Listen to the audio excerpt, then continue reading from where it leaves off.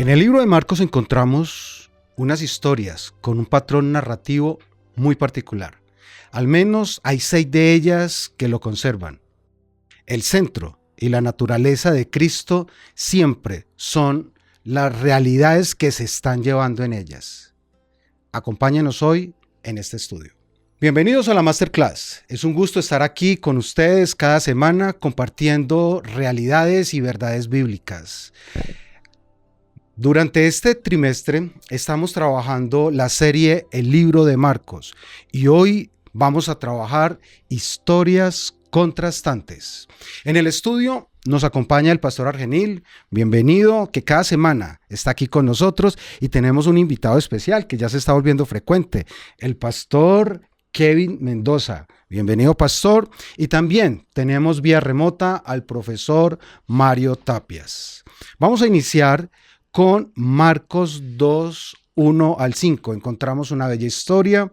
Jesús sana a un paralítico. Después de algunos días, Jesús entró otra vez en Capernaum. Cuando se supo que estaba en casa, inmediatamente se juntaron muchos, de manera que ya no cabían ni aún en la puerta, y les predicaba la palabra. Entonces vinieron a él unos trayendo a un paralítico, que era cargado por 4.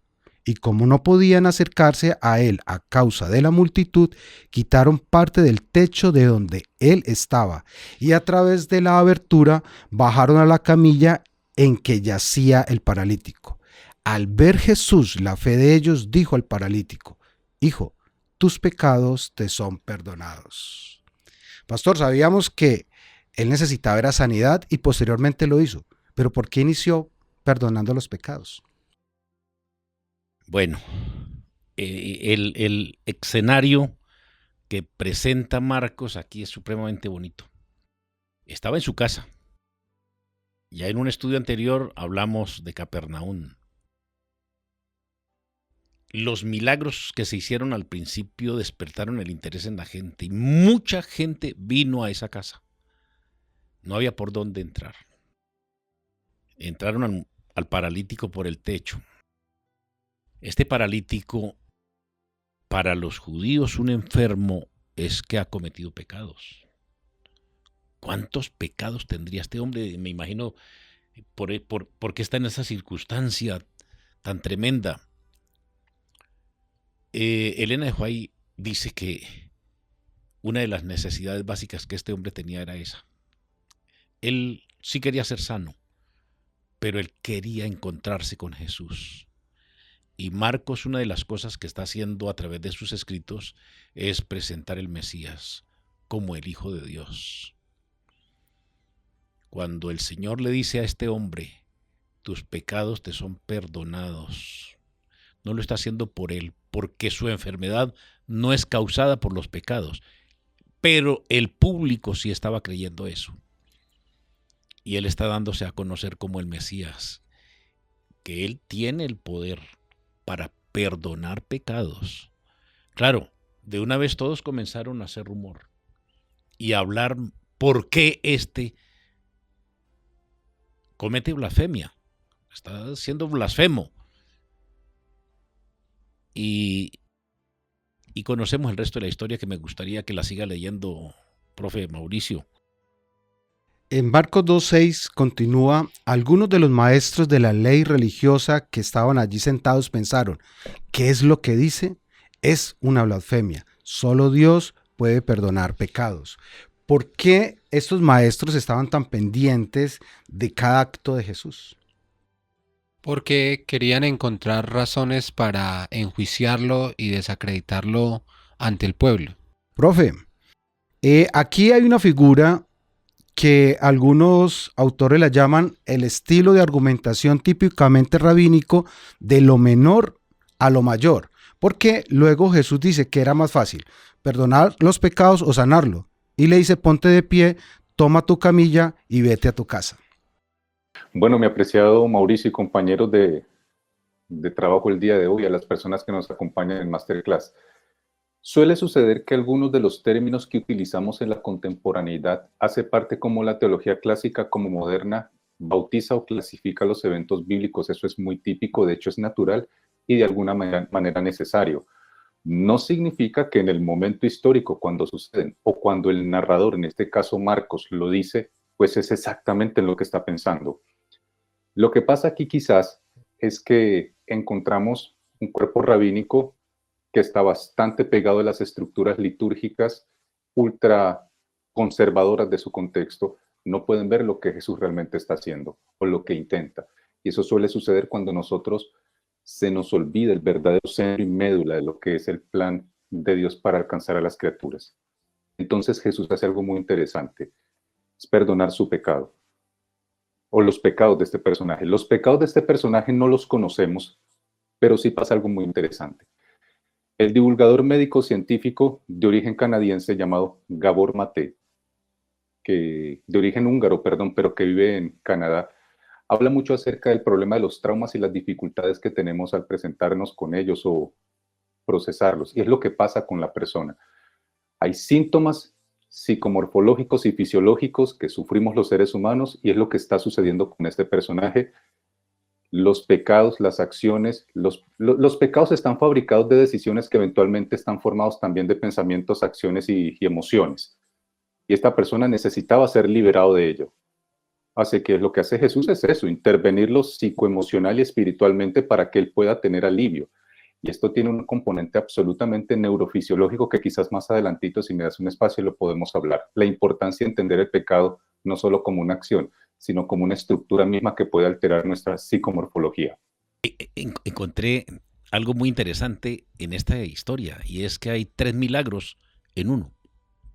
¿Por qué 3 milagros? Número 1, perdón. El mayor de los milagros es sentirse uno perdonado y por el que sí puede perdonar pecados. Número 2, leer el pensamiento. Es que la intención de Marcos es dar a conocer el Mesías como el Hijo de Dios. Y la tercera es la sanación. Cuando la audiencia que está ahí está criticando, no están viendo lo que deberían ver. Pero cuando el Señor hace estas 3 cosas, les cayó la boca a todos. Entonces imagina, dice que en silencio se fue el paralítico alabando y glorificando a Dios.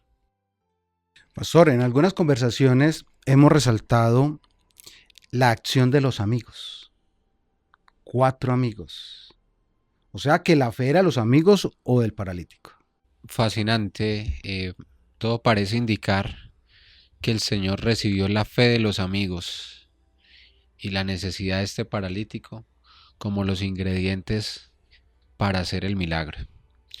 Entonces, la importancia de la gente de la que te rodeas, porque hay momentos en la vida en los que definitivamente no vas a encontrar tal vez la fuerza para orar, pero la gente que esté a tu alrededor puede ser el instrumento de Dios para ministrarte, para interceder y para que Dios obre en tu vida, no por tus pedidos, sino por los pedidos de alguien más.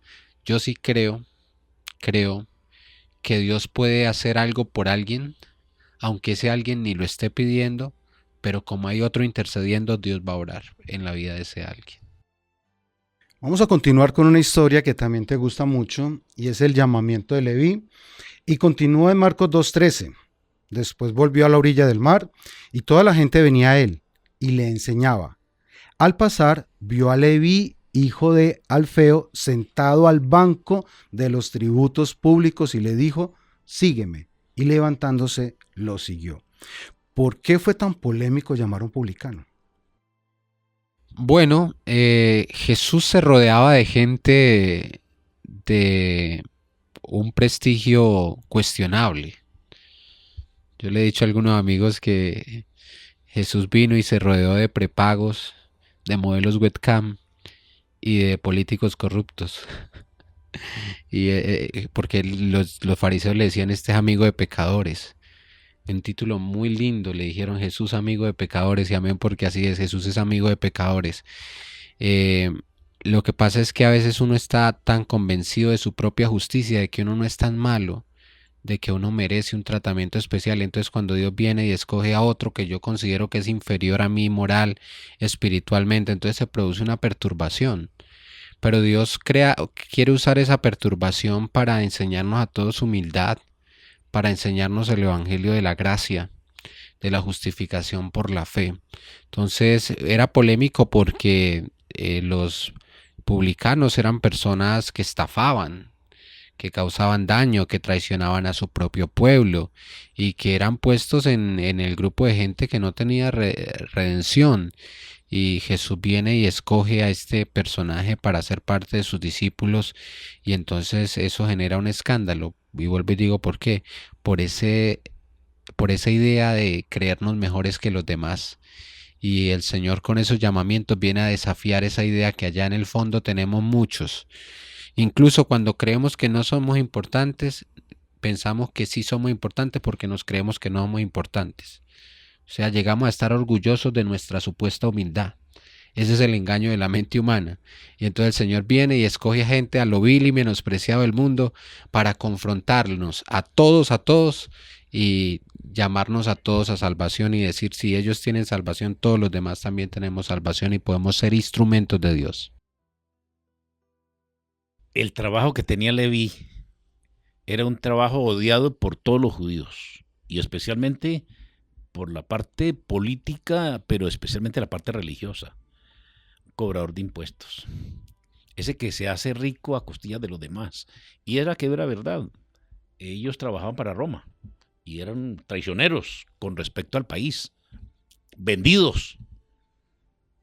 Cobrando impuestos a los judíos y apretándolos para mandarle plata a Roma y ellos quedarse con una parte. Así que para ellos eran Inconcebible. horribles. Era inconcebible tener a esta gente de su lado. Los hacían a un lado y nadie quería hablar con esa gente. Ahora el Señor lo invita a formar parte del grupo. Y no solamente eso, sino que el versículo 15 dice que aconteció que estando Jesús a la mesa en casa de él. Va a celebrar. No es solamente que lo llama, sino que se va con él. Ahora, ¿quiénes lo siguen? Pues los que vienen siempre, la turba que viene detrás de Jesús, la multitud mixta. Pero se agregan ahora los odiados y están en la casa de un odiado. Ya se imaginan ustedes, y esa invitación fue a almorzar o a cenar. Estaban comiendo en la mesa y los otros afuera criticando. ¿Cómo es que Jesús se sienta con usted? O sea, si fuera Dios, noten ustedes que el objetivo de Marcos es presentar a Jesús como Dios. Pero ahora, si fuera Dios, sabría qué tipo de gente es esta y no se mezclaría con ellos, ¿no? Y entonces ahí es donde viene la respuesta de Jesús, que me gustaría escucharlo a ustedes. Aquí vamos a hacerle la pregunta al profe. La respuesta de Jesús, ¿cómo nos da luces o nos cambia las estrategias del evangelismo? Al oír esto, Jesús le dijo: los sanos no tienen necesidad de médico, sino los enfermos. No he venido a llamar a justos, sino a pecadores. Uno de los grandes problemas que nosotros hemos tenido a través de la historia, no solamente en el cristianismo, sino en cualquiera sea la religión, la confesión o la percepción socio-religiosa, es que pensamos que la única manera correcta de pensar es la que yo creo, en la que estoy adoctrinado. Y es exactamente lo que pasa en el primer siglo de la era cristiana con el sistema judaico, que tiene una fuerte influencia del fariseísmo. Las historias se cuentan dependiendo de qué punto tú estás. ¿En qué punto estás? Si le preguntas a un judío del primer siglo de la era cristiana que está en la parte noreste o nordeste del lago de Tiberíades, que efectivamente es Capernaum o Cafarnaún, pues va a decir que los cobradores de tributo, que los oficiales aduaneros son una especie de demonios. ¿Cómo se atreven a pedirnos impuestos? Pero el asunto de pagar impuestos y pagar tributo era milenario. Cualquiera fuera la ciudad, país o nación o ciudad-estado que estuviese bajo protectorado o colonia, tenía que pagar impuestos. Y con mayor razón en Cafarnaún, porque era una ciudad costera que tenía grande riqueza en el tema de la pesquería. No podían pretender no estar bajo ello. Obviamente ellos odiaban cualquier sistema que no fuera hebreo y llamaban traidor a cualquiera que sirviese a alguien que no fuese judío, pero es una disyuntiva muy difícil. Mateo estaba en una situación bastante compleja, de algo tenía que vivir, tenía que sobrevivir de alguna manera y alguien tenía que hacer ese trabajo. Entonces, Mateo es un cobrador de impuestos, es un oficial aduanero que cobra probablemente las cuotas de los navíos pequeños que están atravesando el mar de Galilea y que necesita obviamente pagar impuestos al sistema romano que los tiene oprimidos. La respuesta de Jesús es disruptiva porque explica, no puedes estar solamente secuestrado a aquello que crees que es lo correcto, tienes que pensar una milla más, una milla extra. No puedes sencillamente satanizarlos y demonizarlos porque no te parece que sea lo justo. De hecho, lo injusto hace parte de la vida natural. Yo vengo a enseñarte que aún desde lo injusto podemos hacer algo extraordinario. Este hombre seguramente no hace lo ideal, pero precisamente es con lo injusto, con lo molesto, con lo que incomoda, con lo que retiñe, con lo que es fastidioso para ustedes y para muchos de nosotros, es que yo quiero establecer mi reino. Vamos a entrar a la siguiente historia, pastor, y está alrededor del ayuno. Lo encontramos desde Marcos 2:18. Los discípulos de Juan y los de los fariseos estaban ayunando. Entonces fueron y le preguntaron, ¿por qué los discípulos de Juan y los de los fariseos ayunan y tus discípulos no ayunan? Jesús les dijo, ¿acaso pueden ayunar los que están de boda mientras están con ellos el esposo? Entre tanto, ¿qué tiene consigo al esposo? ¿No pueden ayunar? Esta respuesta de Jesús, ¿cómo la podemos interpretar? Bueno,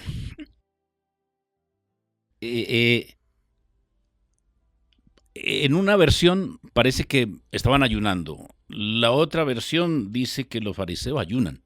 Los discípulos de Juan y los fariseos ayunan.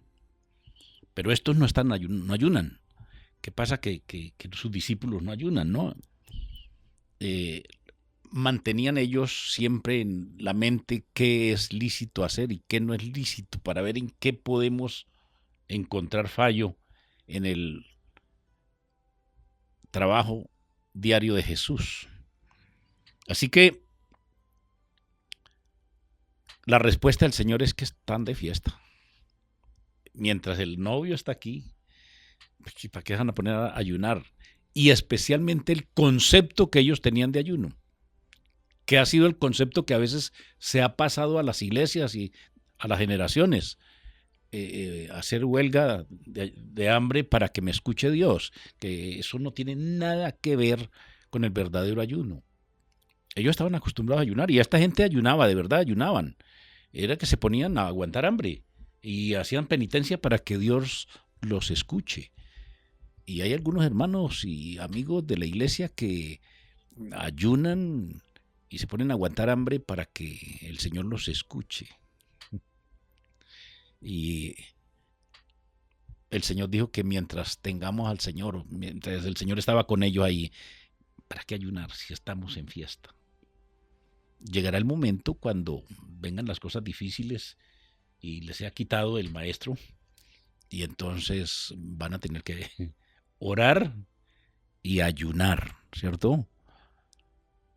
Pero por ahora, la felicidad de tener a Cristo Jesús en el medio, enseñando todo lo que les estaba enseñando. Yo pienso que les estaba diciendo, mejor pónganle cuidado a todo lo que estamos diciendo y haciendo, más que a los rituales.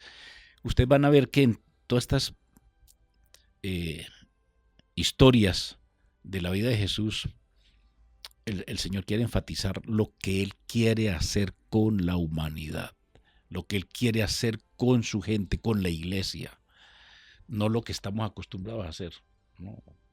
Penitencias, ayunos, tradiciones, metidos en hacer cosas sin ni siquiera saber el significado de lo que hacen.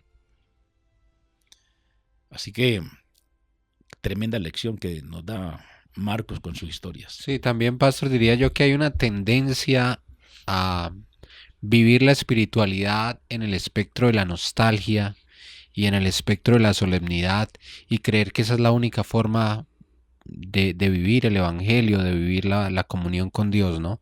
En la nostalgia, en la reverencia, en el recogimiento, y eso tiene su lugar. Pero Jesús aquí también nos revela, venga, que la espiritualidad se vive en todo el espectro de las emociones y en todas las experiencias de la vida, incluyendo la fiesta, incluyendo la celebración, incluyendo también la alegría, y que no todo el tiempo es para ayunar, ¿cierto? No todo el momento es para ayunar. Pero ahora también me llama mucho la atención la tendencia de si nosotros estamos aquí ayunando y tristes y así, todos así como haciendo tal vez un esfuerzo por arrepentirnos y buscar a Dios ahí en esa experiencia, y estos otros, ¿por qué la están pasando bueno? ¿Cierto? O sea, hay como una envidia, ¿no? Nosotros aquí ayunando y estos aquí pasándola bueno. Entonces, venga, ¿y ustedes por qué no ayunan? Yo no sé si de pronto sea el caso de que ahí haya un poquito de envidia también, de que si yo estoy aquí sufriendo, entonces los demás también tienen que sufrir conmigo en la experiencia con Dios. No sé, puede ser, no estoy diciendo que sea el caso, pero vea, el Señor nos dice ahí que iba a haber un momento para el ayuno, y yo creo que hay momento para el ayuno. Yo creo que hay que buscar a Dios con solemnidad, con reverencia, pero también es una experiencia integral. A Dios se lo encuentra en el espectro de emociones. Agreguemos a ese comentario Isaías 58, 6 y 7. ¿No es más bien el ayuno que yo escogí desatar las ligaduras de impiedad, soltar las cargas de opresión y dejar ir libres a los quebrantados y que rompáis todo yugo? ¿No es que partas tu pan con el hambriento y a los pobres errantes albergues en casa, que cuando veas al desnudo lo cubras y no te escondas de tu hermano? Y es ahí donde entran los dos ejemplos que el profe Mario nos va a contar, ¿cierto? Es el vestido viejo con remiendo nuevo y los odres viejos con vino nuevo, profe. Bueno, hablando a propósito de ello, pues es un término bastante interesante que propone Jesús, una comparación muy curiosa. Pudiésemos tratar de hablar un poquito de un tema que son sistemas de creencias. Los seres humanos constituimos y formamos nuestras creencias y nuestras ideas desde el entorno, la estimulación, puede ser prenatal, neonatal, pero también esos primeros elementos de la cultura, la sociedad, la idiosincrasia circundante que nosotros tenemos. Si nos vamos al primer siglo de la era cristiana, pues encontramos en Palestina, en Galilea, en estas zonas particulares, que había un fuerte componente del pensamiento farisaico que había convertido la liturgia en el propósito mismo.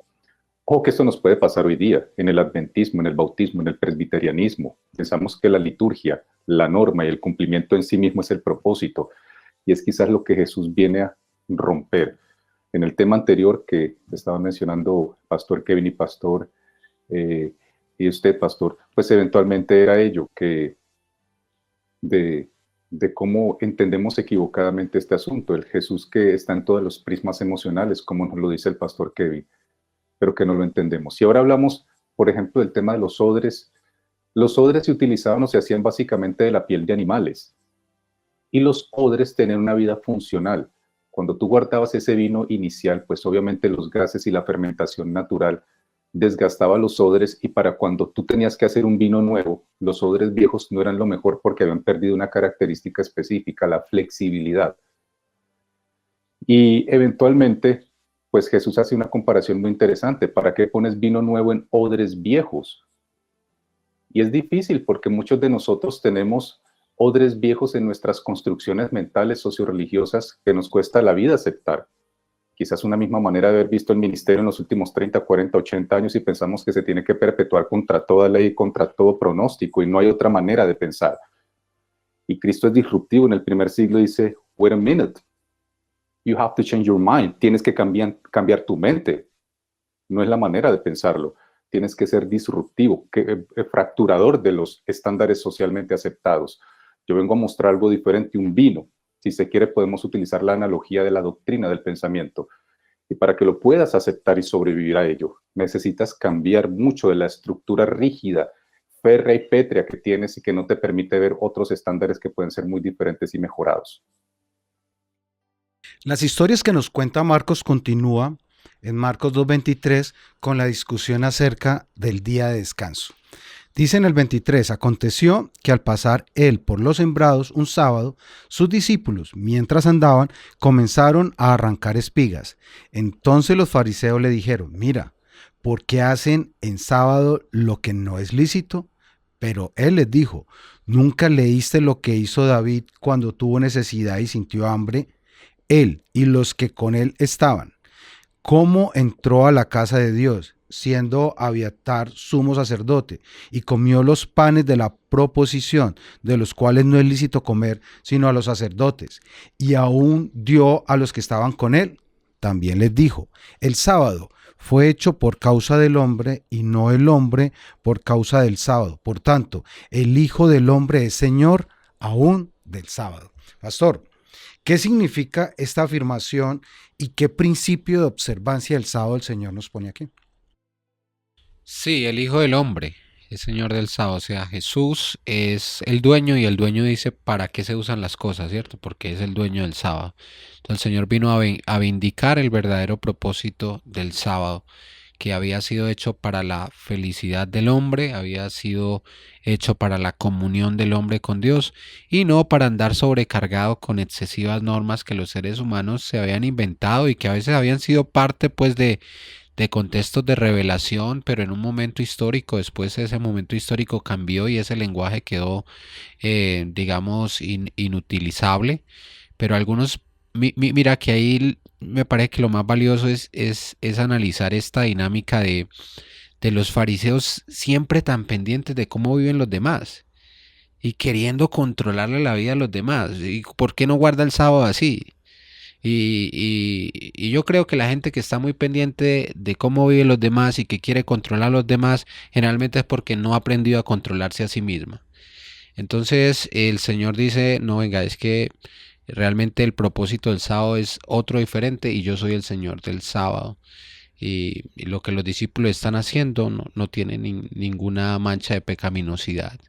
Entonces yo quisiera resaltar eso, que no andemos por la vida diciéndole a los demás cómo tienen que vivir. Nosotros comprendamos cuál es nuestro deber, practiquémoslo, pero de ahí a sentir la necesidad de imponerle mi forma de ver las cosas al otro, pues ya estamos en un comportamiento farisaico. Discúlpame, Mauricio, yo interrumpo, que me parece muy interesante lo que dice el pastor Kevin. Adelante. Es el bendito problema de los sistemas religiosos organizados, como quiera que se llamen, incluso en el que nosotros vivimos y amamos. Y es que pensamos que tenemos el derecho como líderes de pensar por los demás y decirle qué es lo que están haciendo mal y qué no.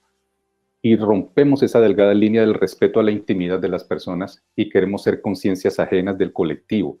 Violamos lo que incluso la escritora norteamericana Ellen White habla, del ser propositivos, de que los seres humanos sean ejecutantes y pensantes libres, no reflectores de ideas ajenas, sino que ellos mismos construyan su sistema de voluntad y decisiones. Había una ironía aquí alrededor del tema de qué podía hacer, no podía hacer, porque justamente tú señalabas que los fariseos tenían una intención y lo que ellos venían maquinando era cómo iban a parar este movimiento y cómo iban a crucificar a Jesús. Sí, la intención no era buena. La gran multitud mixta que seguía al Señor, unos lo hacían con un buen propósito y con un corazón quebrantado y con el deseo de conocer la verdad. Y entre eso estaba Leví y Mateo y otros. Pero en la mayoría no iban con la intención de aprender, ni de sacar algo bueno, sino de criticar. Pero a mí me alegra es la manera como el Señor responde, ¿no? Para que ellos entiendan la solemnidad del sábado, porque aquí no le está quitando la solemnidad del sábado. Lo lleva a una historia que para ellos era muy conocida, el santuario. Y los panes, eran 12 panes que se colocaban durante la semana, desde el sábado hasta el otro sábado. Cada sábado se cambiaban los 12 panes de la propiciación. Y eso tiene un significado muy profundo. 12 panes. Me puse a investigar esta semana acerca de los panes. Cada uno pesaba 6 kilos. Esos judíos son unos expertos en hacer panes. Ese olor el sábado, el viernes en la tarde en Jerusalén es agradable por el pan, por todo lo que ellos hacen al horno. Y eso era sagrado y nadie podía comer ese pan excepto los sacerdotes. Era alimento para los sacerdotes después de haber cumplido la semana, 6 días a la vista de Dios. Pan a la vista de Dios, así lo llamaban. Ningún extranjero, ningún esclavo, ninguna persona podía comer de ese pan. Solo los sacerdotes. Pero viene David con sus soldados y tienen hambre y le dicen a Abiatar, bueno, danos de comer. Y si no tengo nada que darles, lo único que tengo son los panes que quitamos el sábado. Y eran tan grandes esos panes que alcanzaron para darle a parte del ejército. Ahora, tenían que cumplir ciertas normas. No sé si ustedes lo detallaron, pero no lo puede comer una persona impura.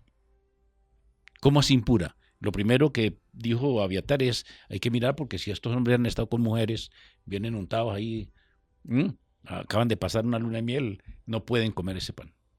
No lo pueden tocar. Y ellos dijeron, hace 3 días salimos de viaje, así que estos hombres están puros. Ah, bueno, entonces coman. El sábado, ellos no estaban trabajando. Ellos no iban a vender espigas de trigo. Ellos no estaban cosechando trigo para vender. Es que pasaron por el cultivo y cogieron unos granitos y los molieron en sus manos y lo echaron a la boca, ¿no? El extremismo de los judíos. Tenían 39 leyes con respecto al sábado. ¿Qué es lo que puede hacer? ¿Qué es lo que no se puede hacer? El Señor lo quería quitar eso. Él venía a darles a conocer realmente al Señor del sábado. ¿Y cuál es la intención que tiene el sábado? En el sábado se puede hacer el bien. Y Él lo dijo. Gozarnos, que sea deleite santo, glorioso Jehová, no con una cantidad de cargas. Es eso lo que el Señor quería dejar.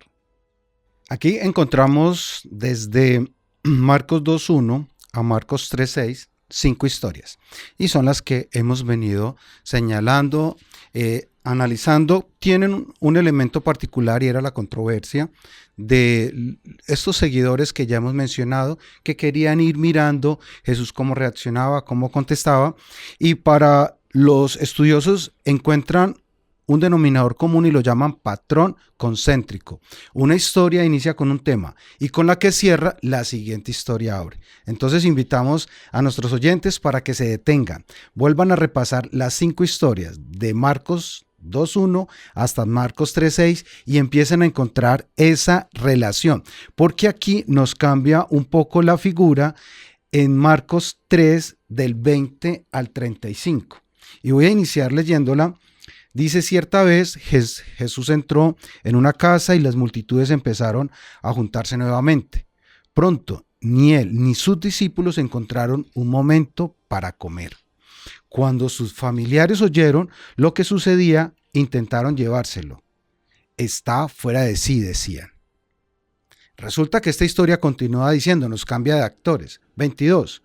Pero los maestros de la ley religiosa que habían llegado a Jerusalén decían, está poseído por Satanás, el príncipe de los demonios. De él recibe el poder para expulsar demonios. Y la historia continúa donde él empieza a explicar el tema de cómo yo me voy a expulsar a mí mismo, y termina otra vez hablando el tema de los familiares.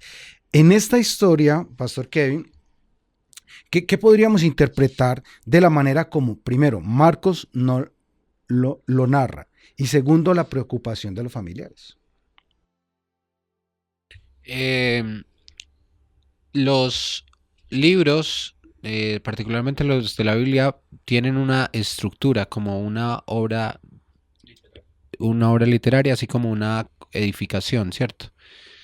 Cuando un arquitecto diseña un edificio, la manera como distribuye los espacios, la manera como levanta la edificación, pues comunica unas ideas.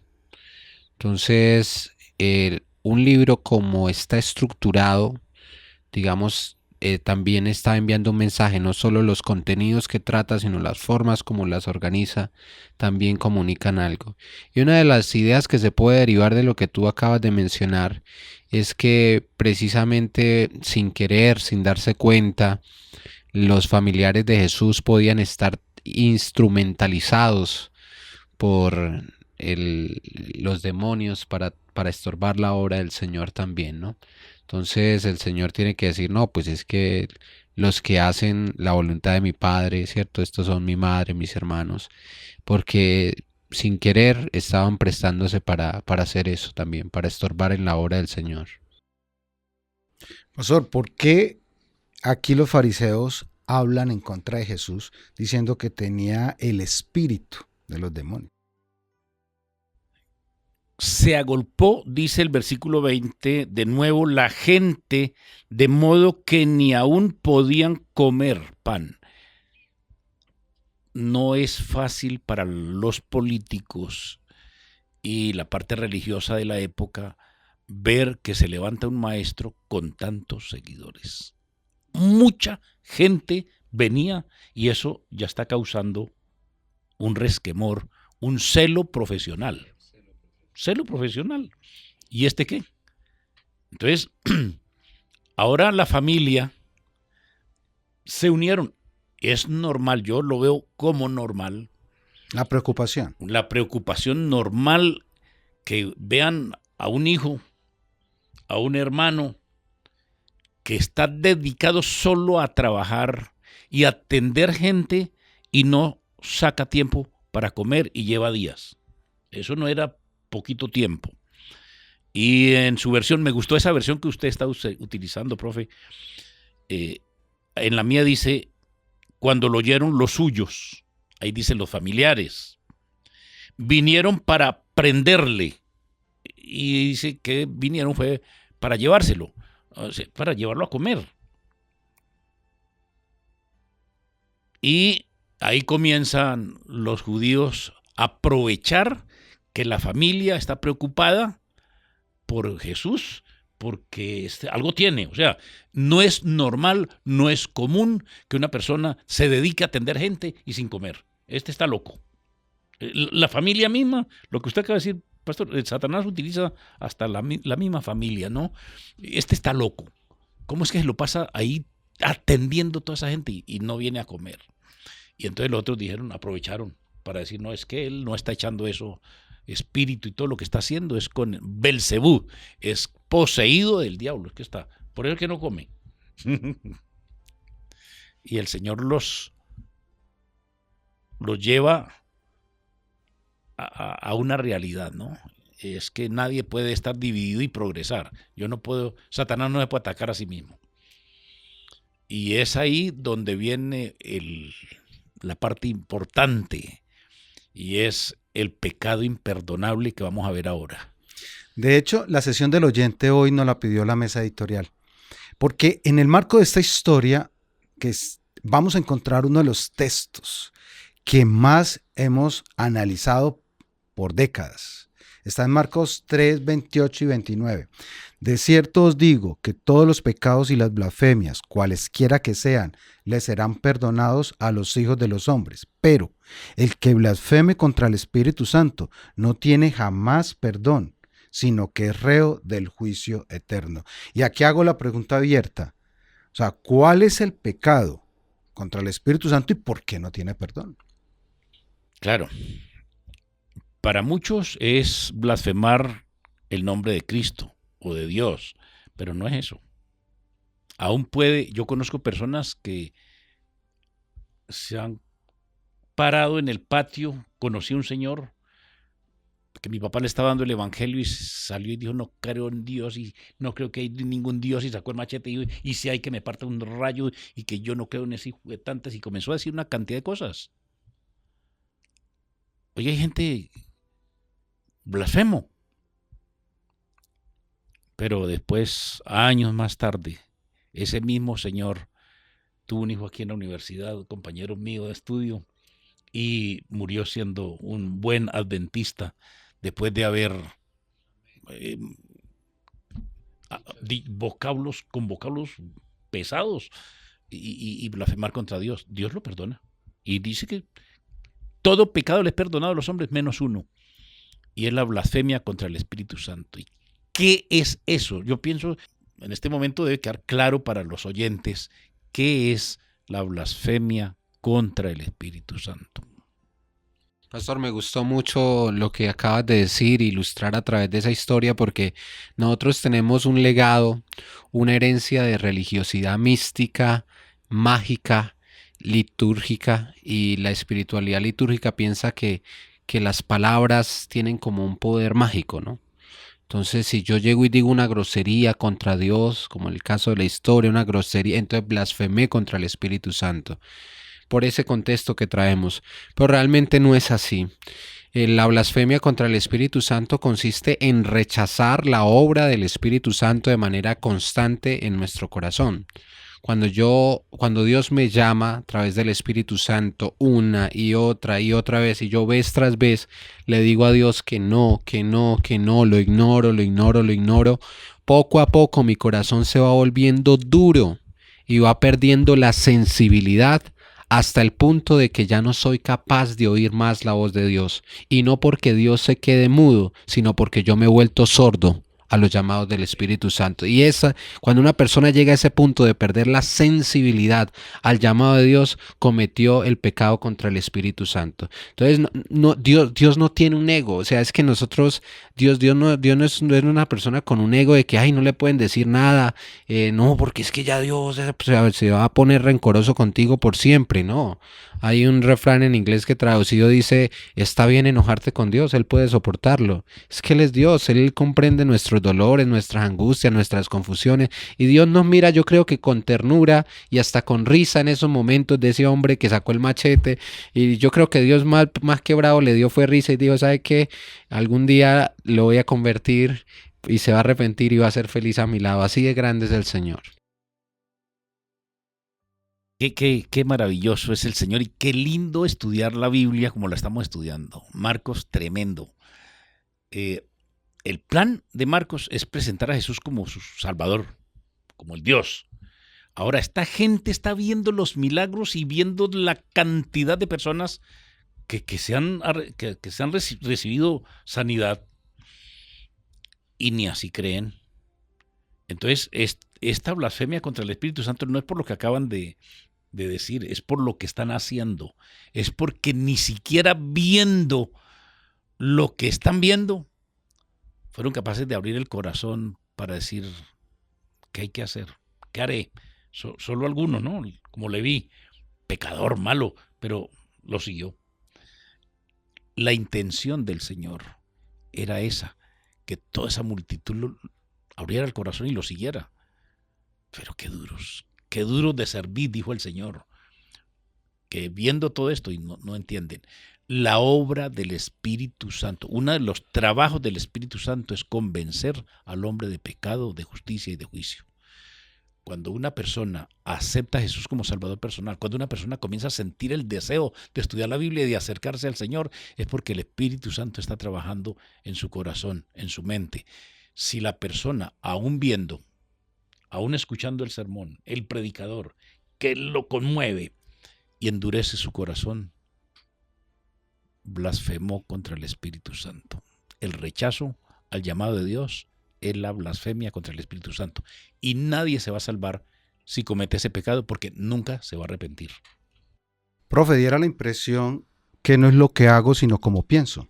Hola Mauricio, bueno, básicamente aquí hay varios elementos que son importantes. Me gustaría compartir respecto a lo que los compañeros también muy apropiadamente nos han estado comentando también en el programa. Miren, el Jesús que dice tus pecados te son perdonados.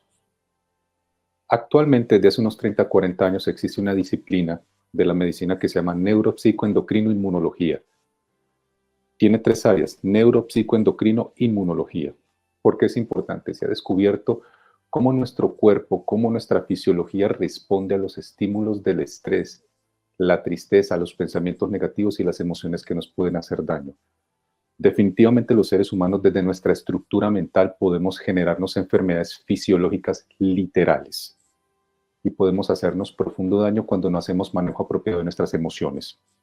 El hombre que se le dice tus pecados te son perdonados, ese Jesús que sabe perfectamente que nuestro problema básicamente subyace en nuestra psique, nuestra neuroconectividad, si se permite, con Dios, cómo necesitamos encontrarlo. Luego encontramos quienes dicen que Jesús es Belcebú, ahí en Marcos, que hace milagros porque es guiado por los demonios. Hay un autor, quizás el investigador de religiones más importante del siglo XX y XXI, ya fallecido, Mircea Eliade, de origen rumano, nacido en Bucarest. Él habla de elementos muy interesantes. Una frase que me encanta de él. Él dice, a Dios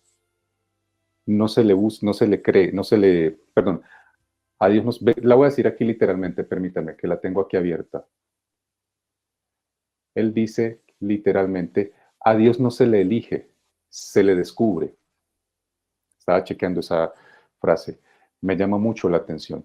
Ese llamado a descubrir a Dios desde la realidad y la interacción que nosotros debemos construir con Él como un ser real y vital. Y Marcos nos hace esa propuesta. Pero también nos cuenta cómo en la historia pues era atacado por ese sistema de creencias, donde Él es disruptivo, donde Él abre circunstancias donde usualmente son pétreos y férreos, donde Él explica estas situaciones de una manera más sencilla. Así que obviamente desde la socio-religión podemos entender que para un sistema organizado que considera que tiene la única verdad y que debe dominar el pensamiento colectivo de las masas, pues Jesús es absolutamente un ente malsano y completamente incómodo. Hay que destruirlo, hay que aniquilarlo. Por supuesto, lo primero, lo que se llama un ataque ad hominem, atacar su integridad como persona, ni siquiera su recurso, ni siquiera su concepto, y es lo que sucede con Jesús. Y nosotros hoy día también lo hacemos, lamentablemente, es la manera como lo vemos. Pero me encanta este Jesús que es mostrado por Marcos, que nos es mostrado históricamente como un personaje sobrenatural al cual podemos acceder de manera mucho más tranquila y natural. Y que algo curioso con el tema de Marcos, este escritor, el evangelista Marcos, muy probablemente el primer escritor de los evangelios, cerca del año 60, al año 65 después de Cristo, perdón. Él propone a este Jesús que intencionalmente hace actividades en sábado. ¿Cómo nosotros podemos caer en una serie de percepciones megalitúrgicas o metalitúrgicas, donde todos los conceptos y las nimiedades conceptuales tienen que ser protegidas por encima del amor al prójimo? Y Jesús dice, así no es. El sábado fue hecho por causa del hombre y no al revés. Yo amo a la criatura, no conceptos. En Miqueas 6:8 encontramos, hombre, Él te ha declarado lo que es bueno, lo que pide Jehová de ti, solamente hacer justicia, amar misericordia y humillarte ante Dios. Hemos llegado al final de la masterclass. Le damos las gracias a nuestros panelistas, a nuestra mesa de trabajo y los invitamos para que nos sigan en redes sociales, envíenos sus preguntas y no olviden aquí su cita semanal en el estudio de la Palabra de Dios. Hasta la próxima.